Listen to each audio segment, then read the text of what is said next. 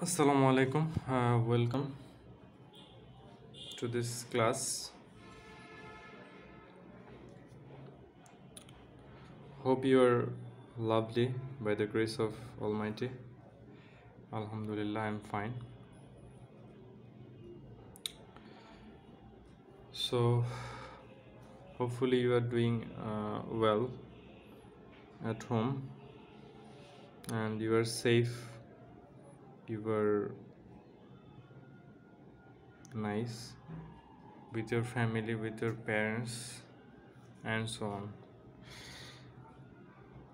So, today I'm going to take a class for model 35. Okay, on model 35.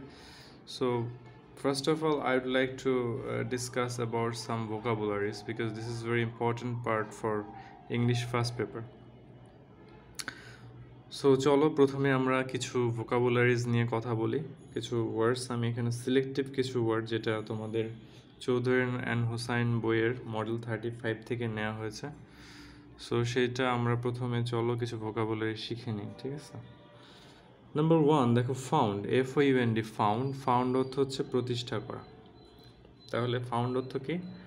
প্রতিষ্ঠা করা। আমরা প্রত্যেকটা ওয়ার্ডের একটা বহুল প্রচলিত বাংলা অর্থ শিখে নেব, তারপরে আমরা দ্বিতীয় যে কাজটা করব, এটার একটা বা দুইটা সিমিলার ওয়ার্ড আমরা সবসময় জানার চেষ্টা করব, ঠিক আছে? যদিও এইভাবে মুখস্থ করাটা একটু কঠিন হবে, তারপর তোমরা যদি এটা বারবার মেমোরাইজ করো তাহলে কিন্তু একটা সময় তোমার এটা ইজিলি জিনিসটা তুমি মনে করতে পারবে, পরীক্ষাতে যখন আসবে তখন মনে করতে পারবে।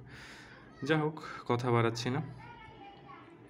সো দেখো, ফাউন্ড অর্থ হচ্ছে প্রতিষ্ঠা করা। এটা যদি আমি সিমিলার ওয়ার্ড বলি তাহলে কি বলতে পারি? স্ট্যাবলিশ বলতে পারি এবং সেট আপ বলতে পারি। হ্যাঁ, দুটা খুব সহজ সিমিলার ওয়ার্ড আমি এখানে দিয়েছি যাতে তোমরা ইজিলি কানেক্ট করতে পারো। তাহলে স্ট্যাবলিশ বলা যেতে পারে, ফাউন্ডের পরিবর্তে আমরা কি বলতে পারি? স্ট্যাবলিশ অথবা সেট আপ। দুইটারই অর্থ কি?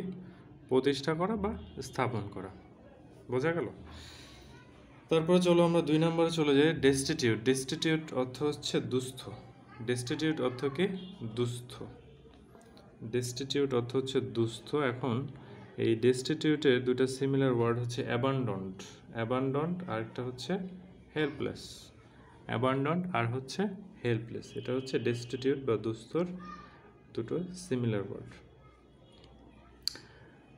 Let's go to number 3। 3 নম্বরে কি আছে দেখো, সারভাইভ। সারভাইভ অর্থ হচ্ছে বেঁচে থাকা। সারভাইভের বেঁচে থাকা বা টিকে থাকা, এই যে বিষয়গুলো, এইটার সাথে রিলেটেড ওয়ার্ডটা হচ্ছে সারভাইভ। সারভাইভের সিমিলার ওয়ার্ড হিসেবে আমরা কি বলতে পারি? লিভ বলতে পারি এবং আরেকটা বলতে পারি আউটলিভ। তাহলে আউটলিভ বা লিভ এই দুইটার মানে হচ্ছে বেঁচে থাকা। লিভ অর্থ বাস করাও হয়, বেঁচে থাকাও হয়। হ্যাঁ, বিভিন্ন রকম অর্থ ব্যবহৃত হতে পারে। চলো নাম্বার 4-এ চলে যাই। অপরচুনিটি। অপরচুনিটি হচ্ছে সুযোগ। অপরচুনিটি অর্থ কি? সুযোগ। এটাকে আমরা স্কোপ বলতে পারি। স্কোপ অর্থ সুযোগ। তারপরে আমরা কি বলতে পারি? চান্স বলতে পারি, ঠিক আছে? তাহলে অপরচুনিটি, এটার দুইটা সিমিলার ওয়ার্ড কি? স্কোপ এবং chance. Let's go to number 5। 5 number আমাদের যে ওয়ার্ডটা আছে সেটা কি দেখো, লোনলি। 5 নাম্বারে যে ওয়ার্ডটা আছে সেটা কি? লোনলি বা একাকী। এটার আমরা সিমিলার ওয়ার্ড বলতে পারি লোনসাম এবং সলিটারি। লোনসাম এবং সলিটারি, এই দুইটা হচ্ছে লোনলির সিমিলার ওয়ার্ড। বুঝতে পেরেছ? তারপর নাম্বার 6 দেখো, ইনক্লুড। ইনক্লুড অর্থ হচ্ছে অন্তর্ভুক্ত করা। তাহলে কি বললাম? ইনক্লুড অর্থ কি? অন্তর্ভুক্ত করা। এটা দুইটা সিমিলার ওয়ার্ড হচ্ছে কম্প্রাইজ আর হচ্ছে ইনভলভ। হ্যাঁ, ইনক্লুডের সিমিলার ওয়ার্ড হচ্ছে কি? কম্প্রাইজ, আরেকটা কি? ইনভলভ। কম্প্রাইজ আর ইনভলভ হচ্ছে ইনক্লুডের দুইটা সিমিলার ওয়ার্ড। আশা করি তোমরা বুঝতে পেরেছ। এখন আমরা চলে যাচ্ছি নাম্বার 7 এবং আমাদের হচ্ছে এটা এই লিস্টের লাস্ট ওয়ার্ড, এক্সটেন্ড। এক্সটেন্ড অর্থ হচ্ছে প্রসারিত করা, বিস্তৃত করা। হ্যাঁ, এক্সটেন্ড অর্থ কি? প্রসারিত করা বা বিস্তৃত করা। এটা দুইটা সিমিলার ওয়ার্ড কি বলতো? এখানে দেওয়া আছে দেখো, এনলার্জ, তারপরে স্ট্রেচ। এনলার্জ অর্থ প্রসারিত করা, বিস্তৃত করা। হ্যাঁ, আর স্ট্রেচ অর্থ কি? প্রসারিত করা বা বিস্তৃত করা। ঠিক আছে, এই ছিল মোটামুটি আমাদের ভোকাবুলারি পার্ট। এখন আমরা সিন পার্টে চলে যাব। আমাদের মেইন প্র্যাকটিসটা থাকবে যে আমরা ভোকাবুলারিগুলো ভালো মতো জানবো। টেক্সট যদি আমরা আমাদের আন্ডারস্ট্যান্ডিংয়ে নিয়ে আসতে পারি তাহলে কিন্তু আমাদের কোশ্চেন সলভ করার কোনো ব্যাপার না। ঠিক আছে, সো চলো আমরা টেক্সটটাতে চলে যাই। এটা তোমাদের ইউনিট 7-এ লেসন 6-এর বিতে আছে। হ্যাঁ, আমি একটু দেখাচ্ছি, দেখো ইউনিট 7-এর লেসন 6-এর বি পার্টে কিন্তু আমাদের এই টেক্সটটা আছে। ওকে ওকে, অলরাইট। যদি এখানে পুরোটা কভার করতে একটু প্রবলেম হচ্ছে,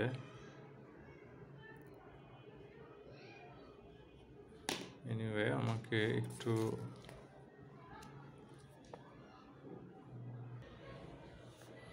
সো চলো আমরা টেক্সটটাকে একটু পড়ি ভালো মতো।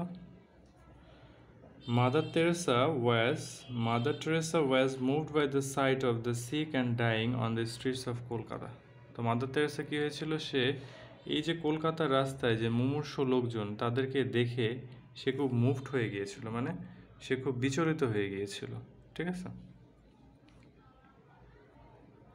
দেখো তারপরে কি হলো, she founded a home for the dying destitute. সে কী করেছিল, যারা ডাইং ডিস্ট্রিক্ট একদম মুমূর্ষ দুস্থ যে সমস্ত লোক আছে তাদের জন্য একটা হোম, মানে একটা বাড়ি সে তৈরি করেছিল। অ্যান্ড নেমড ইট নির্মল হৃদয়, এবং এটার নাম রেখেছিল কি সে, Nirmal Hriday, meaning pure heart, মানে হচ্ছে কি তোমার বিশুদ্ধ হৃদয় বা পবিত্র হৃদয়।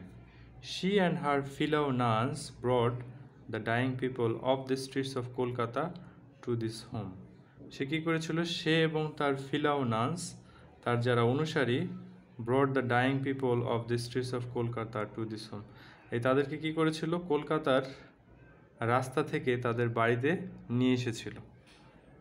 ঠিক আছে, সে যে তার যে অনুসারী যেই নান, মানে যারা সন্ন্যাসী, নান অর্থ কি সন্ন্যাসী, তাদেরকে বাড়িতে নিয়ে আসছিল, রাস্তা থেকে তার ওই যে নির্মল হৃদয় ওই বাড়িতে নিয়ে আসছিল। They were loving, looked after and the care for. তারা ছিল, দে ওয়ার লাভিং, তারা কেমন ছিল, তারা তাদের ভালোবাসায় সিক্ত করে তাদেরকে সেবা শুশ্রূষা করে তারা সেবা শুশ্রূষা করতো। হ্যাঁ, since then many men, women and children have been taken from the streets. তো ওই সিন্স দেন মানে তখন থেকে, সিন্স দেন অর্থ কি তখন থেকে, অনেক লোকজন, অনেক পুরুষ, অনেক মহিলা বা শিশু, তারা কী করেছিল, have been taken from the streets, তাদেরকে কোথা থেকে নিয়ে আসা হয়েছিল, রাস্তা থেকে তুলে নিয়ে আসা হয়েছিল। এবং কোথায় নিয়ে আসা হয়েছিল, এই নির্মল হৃদয়ে নামক যে বাড়িটা মাদার টেরেসা স্থাপন করেছিল সেখানে নিয়ে আসা হয়েছিল। These unloved and uncared for people get an opportunity to die in an environment of kindness and love. আচ্ছা, আমরা একটু ভেঙে পড়ি, দেখো, these unloved and uncared for people, এই যে যারা মানে কি বলে ভালোবাসা বঞ্চিত, আনলাভড ভালোবাসা বঞ্চিত, আনকেয়ার্ড মানে যারা সেবা শুশ্রূষা বঞ্চিত যে সমস্ত মানুষজন আছে, তারা একটা সুযোগ পেয়েছিল, একটা অপরচুনিটি পেয়েছিল। আমরা যে সিমিলার ওয়ার্ড পড়লাম, চান্স, স্কোপ, হ্যাঁ, এই যে তারা একটা স্কোপ পেয়েছিল বা চান্স পেয়েছিল to die in an environment of kindness and love. তারা এমন একটা পরিবেশ পেয়েছিল যে পরিবেশে তারা মায়া, মমতা, ভালোবাসার সাথে তাদের জীবনের শেষ সময়টা সেখানে পার করতে পেরেছিল, এবং সেখানে তারা খুবই স্যাটিসফ্যাকশন নিয়ে তারা মৃত্যুর কোলে ঢলে পড়তে পেরেছিল, এমন একটা বিষয়। মানে তারা তাদের জীবনের শেষ সময়টা একটু হাসি খুশি বা আনন্দের সাথে কাটাতে পেরেছিল এবং সেবা শুশ্রূষা পেয়েছিল, ভালোবাসা পেয়েছিল। এটাই ছিল মূলত মাদার তেরেসার ওই নির্মল হৃদয় বা পিওর হার্ট সেটা স্থাপনের একটা উদ্দেশ্য। সেটা মোটামুটিভাবে আমরা বলতে পারি যে, মোটামুটি না, ব্যাপকভাবে আমরা বলতে পারি যে সেটা সার্থক হয়েছিল বা সফল হয়েছিল। ইন দ্য লাস্ট আওয়ার্স, তাদের শেষ সময়গুলোতে, they get human and divine love, তারা তাদের জীবনের শেষ সময়গুলোতে কী পেয়েছিল, মানবিক এবং স্বর্গীয় ভালোবাসা পেয়েছিল। And can feel they are also children of God, এবং তারা এটা ফিল করতে পেরেছিল, তারা এটা অনুভব করতে পেরেছিল যে তারাও হচ্ছে কি গডের শিশু, বা তারাও হচ্ছে কি ঈশ্বরের সন্তান, এমন একটা ফিলিংস তারা করতে পেরেছিল। মানে এটা বোঝাচ্ছে যে তারাও আসলে ঈশ্বরের একটা সৃষ্টি, এবং সেই সৃষ্টিটা কোনো অংশেই মানে আনকেয়ার্ড হতে পারে বা না, বা আনলাভড হতে পারে না, ঠিক আছে? কারণ সৃষ্টিকর্তা আমাদেরকে সৃষ্টি করেছেন খুবই মায়া, মমতা, যত্ন, ভালোবাসা দিয়ে। হ্যাঁ, পৃথিবীতে এসে আমরা এতটা ডেস্টিটিউট হব, হ্যাঁ, এতটা কষ্ট পাবো, এটা কিন্তু কখনোই কাম্য না, ঠিক আছে? সো এই বিষয়টা মাদার তেরেসা তাদের জন্য বাস্তবায়ন করেছিল। যাই হোক, তারপর দেখো দ্য মিশনারিজ অফ চ্যারিটি, এই যে তাদের যে মিশনারি, হ্যাঁ, তাদের যে একটা লক্ষ্য নিয়ে যে একটা চ্যারিটি বা একটা দাতব্য সংস্থা, বা এই যে সংস্থাটা চ্যারিটি, হ্যাঁ, দাতব্য সংস্থা, তারা কাজ করে যাচ্ছে। তারা কী করেছিল? তারা try to find jobs for those who survive, মানে এই যে রাস্তা থেকে নিয়ে আসা লোকজনগুলোর মধ্যে যারা সার্ভাইভ করতো, যারা বেঁচে যেত, ঠিক আছে, সুস্থ হয়ে যেত, তাদের জন্য তারা চাকরি খুঁজে দিত, or send them to homes, অথবা তাদেরকে বাড়িতে পাঠিয়ে দিত, where they can live happily for some more years, যেখানে তারা হ্যাপিলি মানে আনন্দের সাথে বসবাস করতে পারবে আরও কিছু বছর, ইন আ কেয়ারিং এনভায়রনমেন্ট, এবং সেটা খুবই কি আদর যত্নে, পরম মায়া, মমতায়, ভালোবাসায় তারা তাদের সেই সময়গুলো কাটাতে পারবে। হ্যাঁ, regarding commitment to family, mother Teresa said, এই কমিটমেন্টের কি বলা যেতে পারে, রিগার্ডিং অর্থ হচ্ছে যে রিগার্ডিং কমিটমেন্ট টু ফ্যামিলি, হ্যাঁ, তাদের সম্পর্কিত কোনো বিষয় সম্পর্কিত, এটাকে আমরা বলতে পারি রিগার্ডিং। ওকে, কোনো বিষয় সম্পর্কিত বোঝাতে রিগার্ডিং কথাটা ব্যবহৃত হয়। Regarding commitment to family, mother Teresa said, এই যে ফ্যামিলির প্রতি আমাদের একটা কমিটমেন্ট, হ্যাঁ, আমাদের যে একটা দায়বদ্ধতা, ঠিক আছে, এই জিনিসটাকে বলা হচ্ছে কমিটমেন্ট, যে আমরা ওই জিনিসটার প্রতি দায়বদ্ধ। হ্যাঁ, আমাদের সেখানে দায়িত্ব, কর্তব্য আছে, আমাদের সেখানে রেসপন্সিবিলিটি আছে, দায়িত্ব আছে, দায়বদ্ধতা আছে। তো মাদার টেরেসা বলেছিল, maybe in our own family, আমাদের নিজেদের পরিবারে, কি সম্ভবত আমাদের নিজেদের পরিবারে, উই হ্যাভ সামবডি, আমাদের কেউ একজন আছে, হু ইজ ফিলিং লনলি, যে আসলে খুবই লোনলি ফিল করে, খুবই একাকিত্ব অনুভব করে, হু ইজ ফিলিং সিক, যে খুব অসুস্থ অনুভব করে, হু ইজ ফিলিং ওরিড, যে খুবই দুশ্চিন্তাগ্রস্ত। এরকম আমরা যদি আমাদের পরিবারের দিকে তাকাই, এরকম আমরা কিন্তু আমাদের আত্মীয় স্বজন এরকম কাউকে পাবো। আর উই দেয়ার, আমরা কি সেখানে? Are we willing to give until it hurts, আমরা কি উইলিং, আমরা কি ইচ্ছুক, to give until it hurts in order to be with our families, হ্যাঁ, আমরা কি ইচ্ছুক যে to give until it hurts in order to be with our families, or do we put our interest first? তো এখানে যে বিষয়টা বলছে যে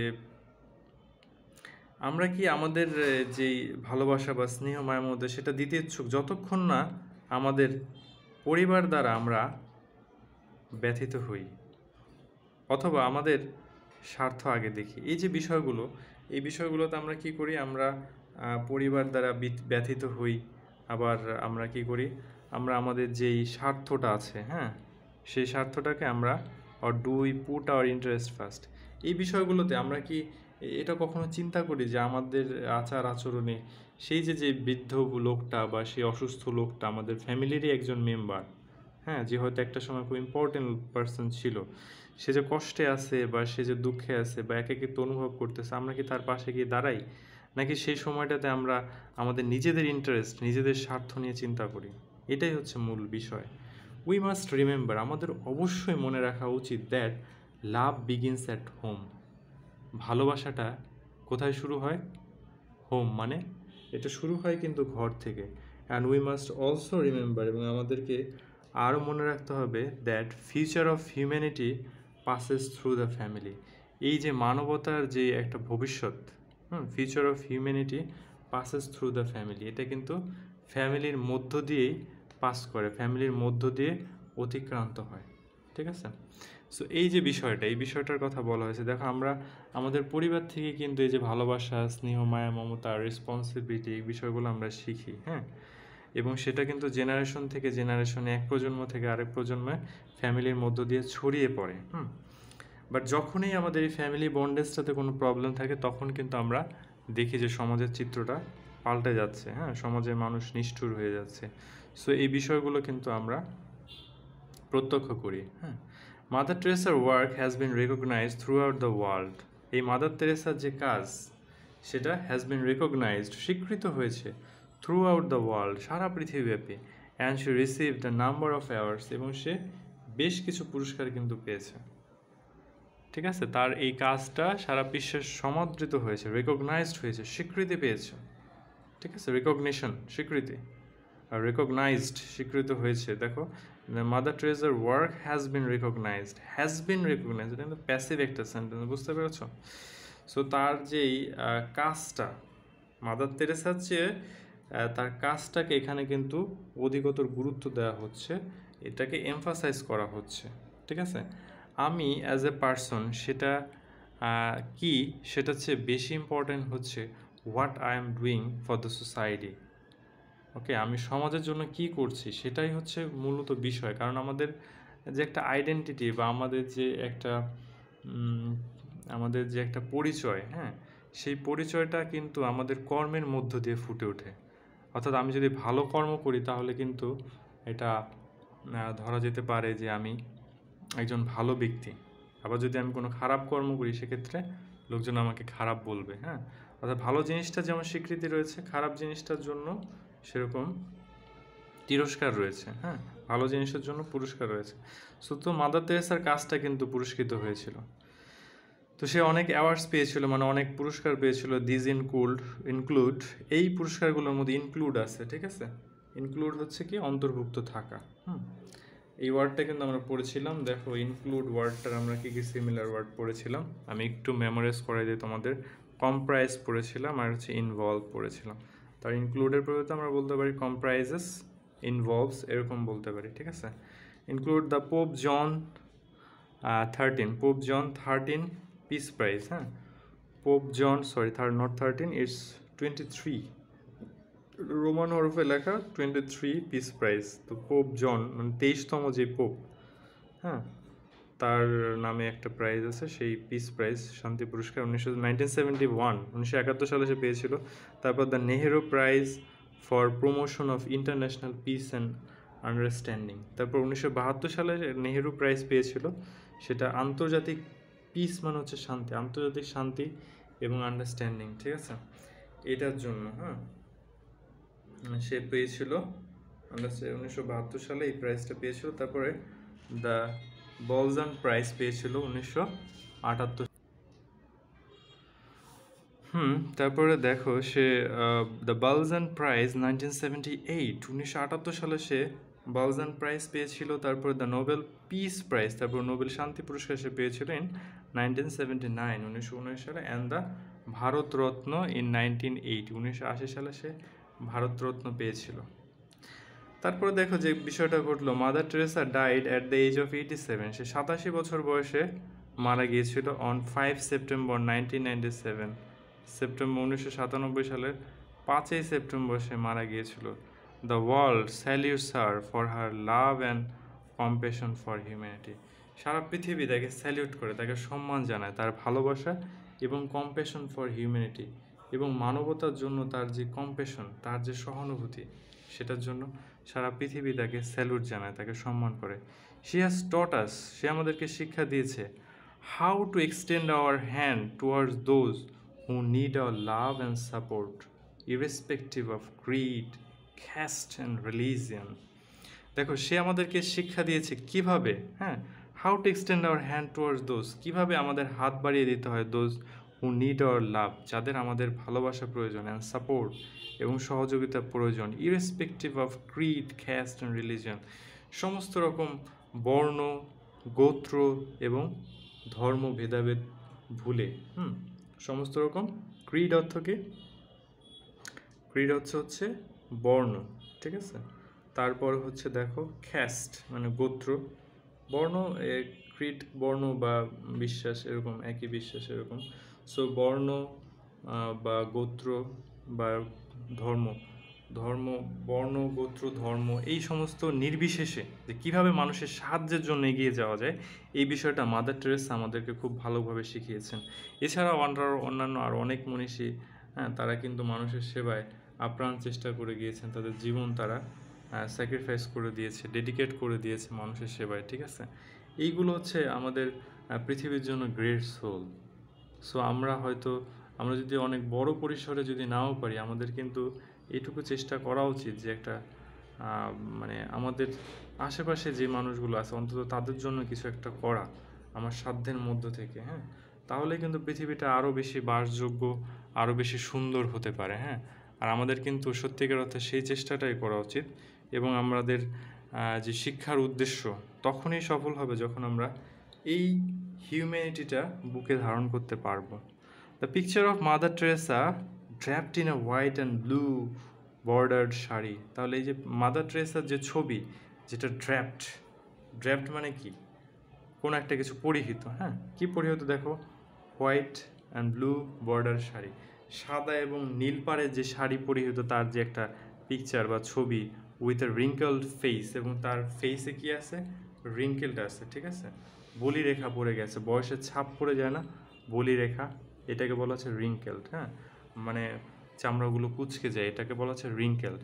এই যে রিঙ্কেলড ফেস, আমরা আসলে মাদার টেরেসার ওই ছবিটাই মূলত সব জায়গায় দেখি। এটা খুব ফেমাস একটা পিকচার মাদার টেরেসা, দেখলেই আসলে we can identify that she is the great soul Mother Teresa.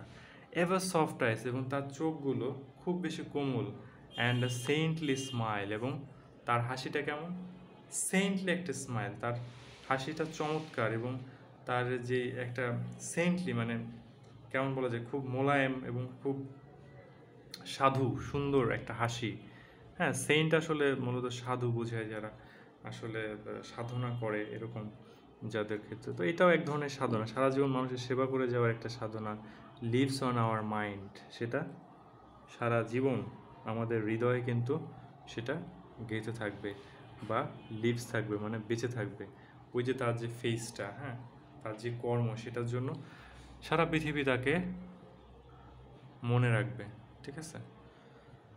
তাহলে আসলে এই ধরনের আমি যদি একটু সামারাইজ করি যে মাদার টেরেসার যে লাইফ ফিলোসফি, তার যে জীবন, হ্যাঁ, সেটা থেকে আমাদের অনেক বেশি শিক্ষণীয় আছে। কারণ আমরা যদি সত্যিকার অর্থে মানুষের সেবায় হাত বাড়িয়ে দিতে পারি, তাদের সাহায্যে এগিয়ে দিতে পারি, মানুষের সুখে দুঃখে তার পাশে থাকতে পারি, বিশেষ করে মানুষের দুঃখের সময় যদি আমরা তার কাছে থাকতে পারি, আসলে এর চেয়ে বড় সার্থকতা বা প্রাপ্তি কিছুই হতে পারে না। কারণ সৃষ্টিকর্তা আসলে মানুষদেরকে পাঠিয়েছেন এখানে, অনেক হিউম্যানিটি, তাদেরকে সৃষ্টির সেরা করে তৈরি করে দিয়েছেন, ঠিক আছে? আর আমাদের যদি আমরা আমাদের কর্মের মধ্য দিয়ে তুলে ধরতে না পারি, তাহলে আমাদের শিক্ষার উদ্দেশ্য ব্যাহত হবে, আমাদের সমস্ত কিছু ব্যর্থতায় পর্যবেসিত হবে। আমি হয়তো অনেক বড় একজন ধনী ব্যবসায়ী হতে পারি, হ্যাঁ, কিন্তু আমার ভিতর যদি মনুষ্যত্ব না থাকে, আমার ভিতর যদি মানবতা না থাকে, তাহলে সেটা সমাজের কোনো কাজে আসবে না। তো আমাদেরকে এই মাদার টেরেসার যেই লাইফ ফিলোসফি, সেখান থেকে আমাদের অনেক কিছু শেখার আছে। পাশাপাশি এটা তোমাদের পরীক্ষার জন্য অনেক গুরুত্বপূর্ণ। তো আমি সবসময় একটা মেসেজ তোমাদেরকে দিতে চাই যে কখনোই কোনো কিছুকে লিটারেলি নেওয়া যাবে না, মানে আক্ষরিক অর্থে নেওয়া যাবে না। শিক্ষাটা হচ্ছে এমন একটা কিছু যেটা তোমাকে বুকে ধারণ করতে হবে। যদি তুমি বুকে ধারণ করতে পারো, তাহলেই তুমি আদর্শ মানুষে পরিণত হবে, সুন্দর মানুষে পরিণত হবে, এবং সত্যিকার অর্থে একজন সৃষ্টির সেরা জীব হিসেবে তুমি নিজেকে প্রমাণিত করতে পারবে। তো যাই হোক, আশা করি তোমরা এই টেক্সটটা বুঝতে পেরেছো। এরপরে টেক্সচুয়াল কিছু কাজ আছে, যেমন এটার উপর 1 নম্বরে যে এমসিকিউগুলো আছে, এগুলো তোমরা সলভ করে নিবা। সেখানে তোমাদের ভোকাবুলারি আছে অনেক, প্রত্যেকটা পয়েন্টের যে ভোকাবুলারি আছে, প্রত্যেকটা চেষ্টা করবে যেন অপশনের সবগুলো ওয়ার্ডের অর্থটা তুমি বুঝতে পারো, ঠিক আছে? তো আজকের ক্লাস এখানে শেষ করছি। ধন্যবাদ, আল্লাহ হাফেজ।